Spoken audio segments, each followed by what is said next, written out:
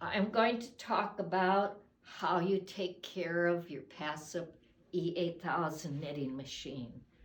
Now, if you look at my machine, at this point, there's no yarn on it. I wanted to show you how you get it oiled and vacuumed and then put scrap yarn on. So first of all, I want to talk about the knitting machine itself. The knitting machine, any knitting machine, comes in three major parts. What we call the needle beds, what we call the locks or the carriages. On the Passap E8000, whatever is on the front is identically on the back. And the tension system where you thread your yarn, which you can see that in the manual. On the E8000, because it is a totally motorized machine, we also have a fourth part, which is called the console. Now notice that right now the console is here on a stand.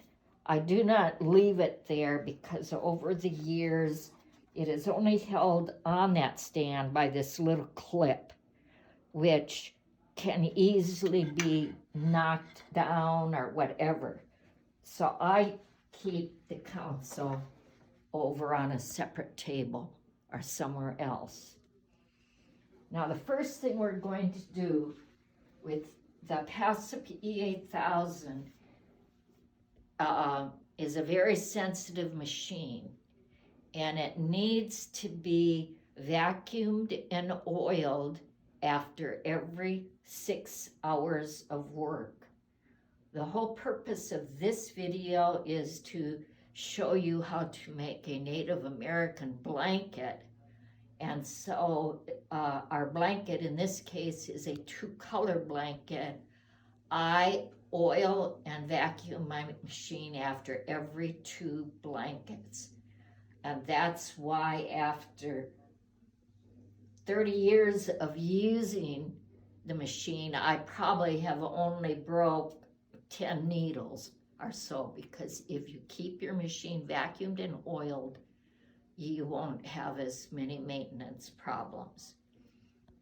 Now, I am going to go ahead and show you how I disconnect the back lock.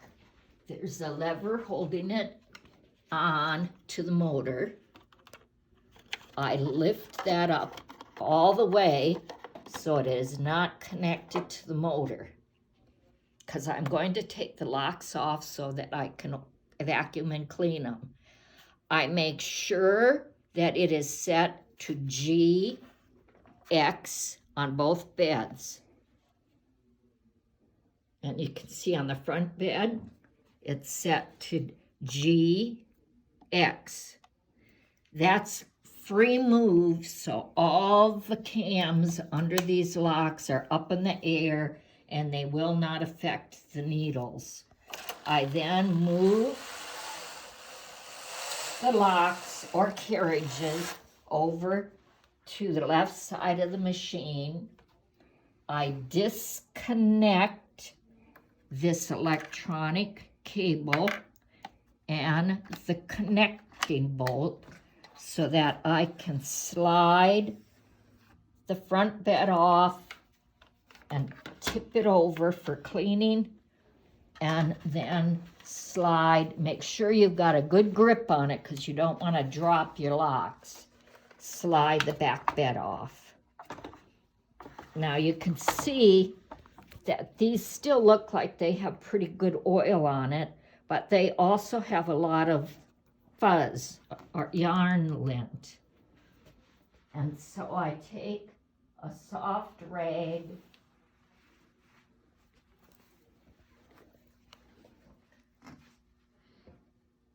and I wipe these cams. These are all little cams that direct the needle needles on the knitting machine to tell it where to go. Very important, the lint will catch, the yarn fuzz will catch on these little brushes. This brush sits in front of the optic eye that reads the patterns. So you want to, if you ever get a pattern error, it's usually because there is fuzz on that brush. Okay, it doesn't have to be perfect. And you can see the oil, the rag will get oily. I don't worry about the glides that go in and that slide. I just want to get the cams in that. So I use a shop vac, but you can use any type of vacuum you want. Sometimes I use the brush connection on here, but I find that the brush gets oily and I don't want my brush to get oily, so I prefer just to use it like this.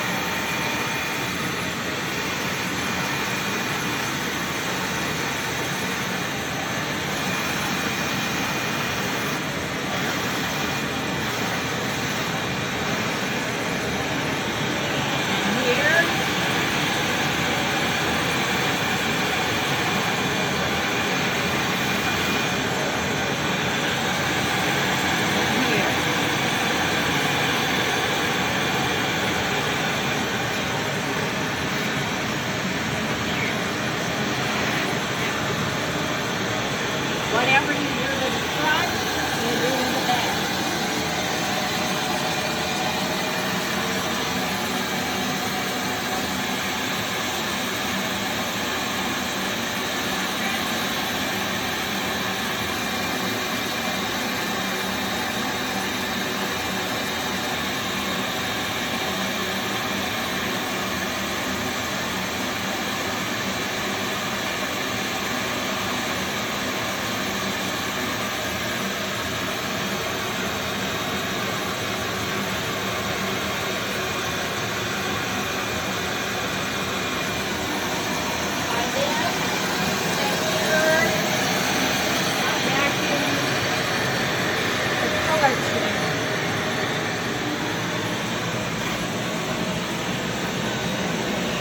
And I hang on to the yarn and vacuum around the wire.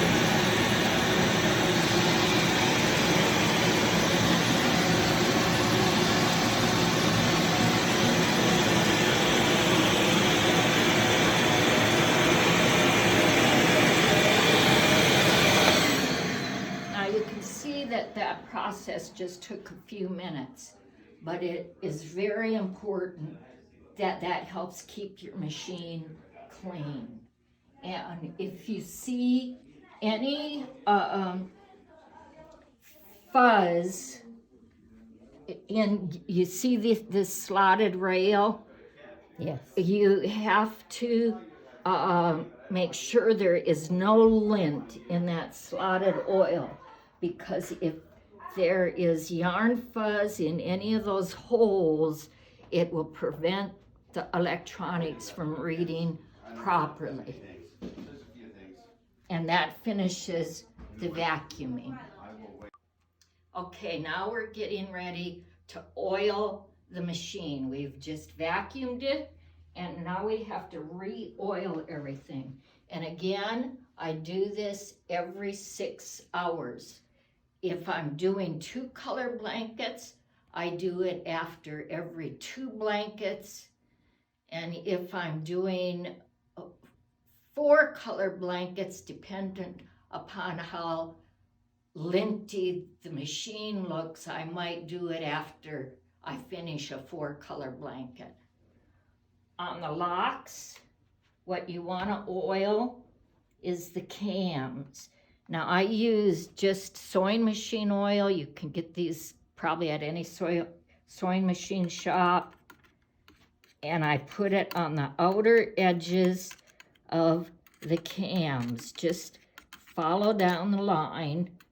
And very important, get these edges, because this is very thin metal, and if it's not oiled, you could clip that off after years of knitting on it.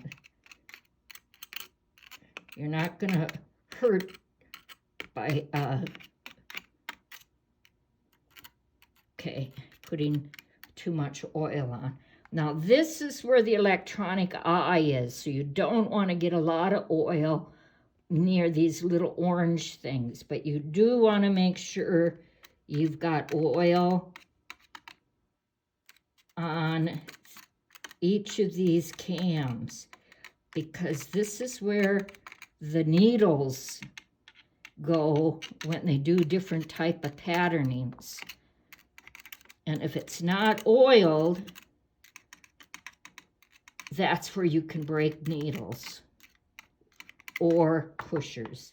Now here I'm just going to carefully run a little bit of oil right here in the middle and on the edge.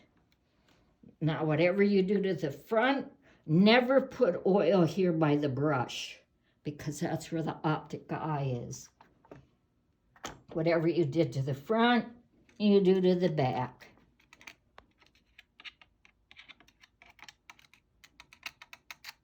And these are called cams. They move up and down according to the type of pattern that you're using. So they direct the needles to go in different directions to create different type of patterns.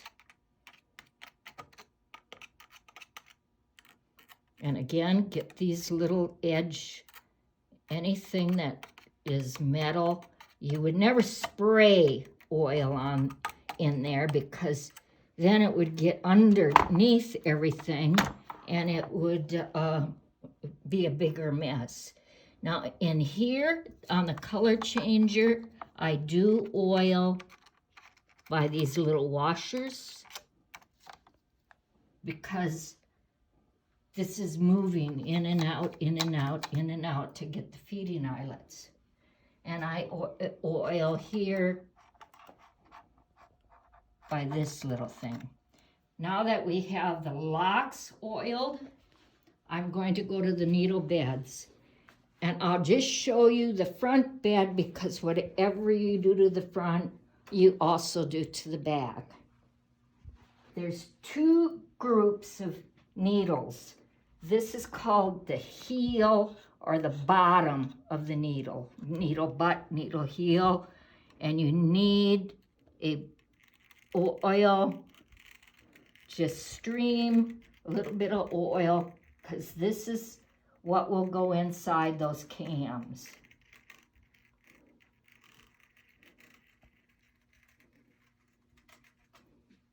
And then these are called the jacks, or the pushers, and they are actually the ones that tell the needle what to do, what kind of pattern to make, according to how you have the lock set up. And we'll go into that in a different clip.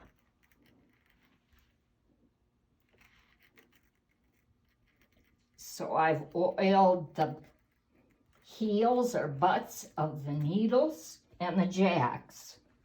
I put a teeny bit of oil, a drop. This is the lower glide where the locks will glide. I put 3 drops, 1, 2, and 3, each side and the middle. I'm going to come over here to this is called a fabric takedown bar, and this eccentric spring moves, so I oil that. Now this is going to be harder to get a picture of, but inside by this wheel, you see 5 little gears that move up and down. These. There's some on the front bed and there's some on the back bed. Very important, because those are the ones that operate all the time, moving the fabric down. The color changer is the next thing you have to remember to oil. And these little white prongs, people forget about that. Your lock or carriage glides and hits those, that needs to be oiled. I oil this little lever, and I just put a little oil on each of these levers. 1, 2, 3. Now I'm going to go around, and this is on the back bed. There is some gears under here. Amy, I'll have you go around to the back, walk behind there.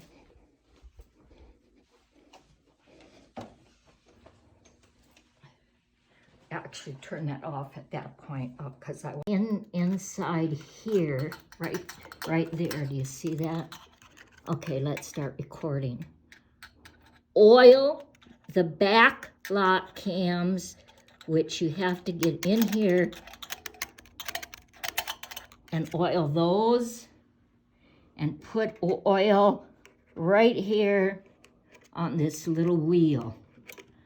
Now the rest of the oiling is just the needles and the pushers, the glides, the lower glide and the upper glide. Okay.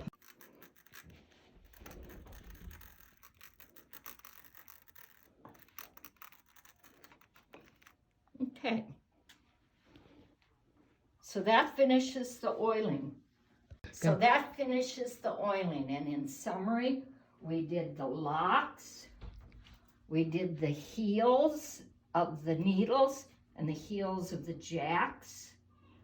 We did 3 drops of oil in the glides, the lower and upper, and whatever we did to the front needles, we do to the back needles. We oiled the parts of the fabric takedown bar, both back and front, and the little gears, and we oiled the white prongs of the color changer and its little levers. Now the other time you would oil, other than after 2 blankets, is if you hadn't knitted for a while.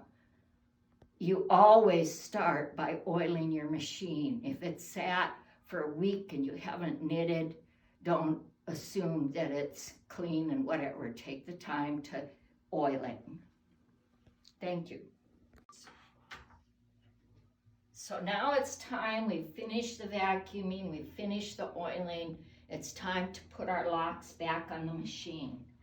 The back lock has to go first, and it's these glide rails that have to go into the glide rails. Make sure you've got a good grip on your machine. Make sure the cable is not in the way, and you have to kind of have this level, and you get the bottom glide in the bottom part and the top glide in here, and you slide it on. But make sure you have a good grip on your machine. Now we're going to do the same thing to the front lock. Again, it's the upper glide goes in here, the lower glide goes in here. So you get it inserted in and have it level, and you bring it over. Now we have to reconnect the 2 locks together. So we join this connecting bolt all the way up, and we reattach the electronics to the machine. It is still on GX, so we can move back over to our color changer. Remember that we disconnected this from this little, I'm going to show you the motor. This clutch has a hole in it, and this is where that lever has to fit fully down. And make sure that it is fully down, not part way down, because I have had people clip this off because they did not put it fully down. Your machine is now back together, and we're ready to set up for our project.